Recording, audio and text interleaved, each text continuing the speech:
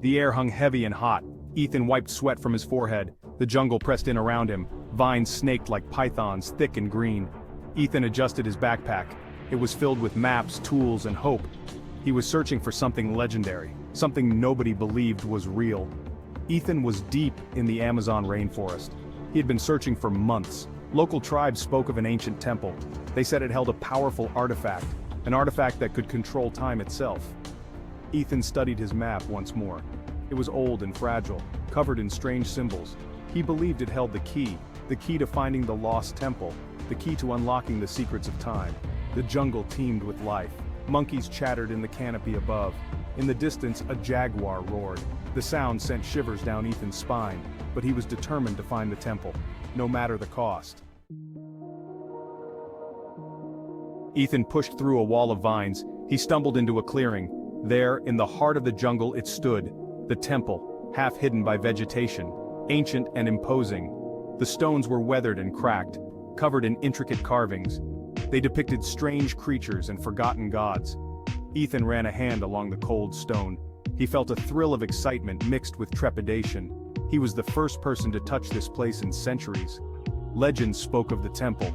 They called it the Temple of Time. It was said to house an artifact of unimaginable power, a small orb, capable of manipulating time itself. Ethan had dismissed it as a myth. But standing here, he felt a sense of awe. Could the legends be true? He pulled out his notebook. He began sketching the temple, trying to capture its majesty. As he drew, he noticed something strange, an inscription above the entrance. It was in a language he didn't recognize, but he felt an unsettling familiarity, as if he should understand it. A twig snapped. Ethan froze. He wasn't alone. He spun around, hand instinctively reaching for the machete strapped to his side. A figure emerged from the jungle, tall and menacing. Steele, Ethan growled. He recognized the man instantly. Marcus Steele, ruthless treasure hunter, Ethan's rival. Steele grinned. It was a cruel, predatory expression. "Graves," he drawled. "You've led me right to it. This isn't your find, Steele," Ethan warned. His hand tightened on the machete's hilt. Steele laughed, a harsh grating sound. "We'll see about that," he said. "The orb of time will be mine." Ethan's blood ran cold. So the legends were true. The artifact was real, and now both he and Steele were after it. This just got a whole lot more dangerous. Ethan and Steele entered the temple cautiously. The air inside was thick with the smell of decay and something else, something ancient and unsettling. The sunlight faded. The jungle sounds were swallowed by the oppressive silence.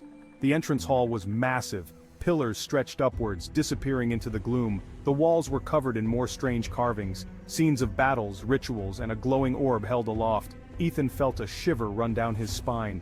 He noticed pressure plates on the floor, hidden tripwires along the walls. This temple was a death trap, designed to protect its secrets. He pointed them out to Steele, an unspoken agreement passing between them. They may be rivals, but they were both out of their depth here. Steele grunted in acknowledgement. They moved forward, each step carefully calculated. Their footsteps echoed in the eerie silence. The treasure, the orb of time, awaited them deeper within the temple's heart. Section 5. The Guardian's Challenge. They reached a large chamber. In the center, a statue stood guard. It was a jaguar, carved from obsidian, its eyes gleaming with inlaid rubies. Ethan felt a sense of foreboding. This felt like the true test. As they approached, the statue sprang to life. The ruby eyes glowed ominously. The jaguar roared, a deafening sound that shook the chamber. Ethan and Steele scrambled back, barely avoiding the creature's slashing claws.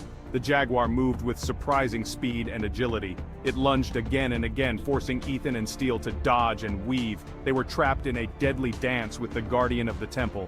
Ethan noticed a pattern in the jaguar's movements. It seemed to be protecting a specific area. A small alcove behind the statue. He pointed it out to Steele. Could this be where the orb of time was hidden? Section 6. A race against time. Ethan and Steele fought back to back. They used their wits and agility to avoid the jaguar's attacks. Ethan managed to distract the creature, giving Steele an opening to dash towards the alcove. Steele reached the alcove. He let out a triumphant yell. Inside, nestled on a pedestal, was a small orb. It pulsed with a soft, ethereal light. The orb of time. "This is mine, Graves," Steele yelled. He reached for the orb. Ethan's heart skipped a beat. He didn't understand why, but something inside him screamed. He couldn't let Steele take it. "Steele, don't!" Ethan shouted. But it was too late. Steele grasped the orb. Section 7. The orb's power unleashed. The moment Steele touched the orb, a shockwave of energy erupted. It threw both men back against the chamber wall. Ethan groaned, his vision blurring. He could hear the jaguar statue clattering to the ground, now lifeless. The chamber around them pulsed with an eerie green light. Ethan looked at Steele. He saw his rival's eyes widen in terror and awe. The orb was glowing brightly in his hand. "I can feel it!" Steele gasped. "The power! It's... His words were cut off as another surge of energy pulsed from the orb. This time, the energy wrapped around Steele, lifting him into the air. Ethan watched in horror as Steele screamed, his body contorting, aging rapidly before his eyes. He withered, his hair turning white, skin becoming wrinkled and thin.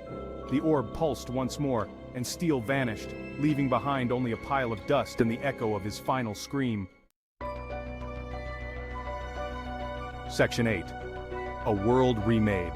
Ethan scrambled to his feet, his heart pounding in his chest. The green light intensified, engulfing the entire chamber. The air grew thick and hot. He felt a strange pulling sensation, as if the world was being stretched and reshaped around him. He closed his eyes against the blinding light. He felt dizzy, disoriented. When he finally opened his eyes, he was no longer in the chamber. He stood in the heart of a bustling city, but something was wrong. Skyscrapers scraped the sky, but their designs were strange and unfamiliar. Vehicles zipped through the air on strange anti-gravity platforms. People hurried along the sidewalks, but their clothes were futuristic, their faces filled with a detached coldness. Ethan stared in shock. He had been transported to the future. The orb had not only thrown him through time, but it had also altered the course of history. This was not his world. Section 9. A choice to make. Ethan wandered the unfamiliar streets. He tried to make sense of what had happened. He had the orb of time, but it had been separated from him in the chaos. He needed to find it. He needed to understand how to control its power. He soon realized the people of this future feared the orb. They spoke of it in hushed whispers, calling it the catalyst, the source of their world's advancement and their downfall. It had brought about incredible technological progress, but it had also created a society devoid of emotion. Ethan learned that the catalyst, the orb of time, was kept in a heavily guarded facility, the Citadel. It was the heart of this new world's government. Ethan knew he had to get to the Citadel. He had to reclaim the orb. But as he learned more about this future, he began to question his mission. Was it right to return the world to its original path, even if it meant sacrificing the advancements this timeline had made?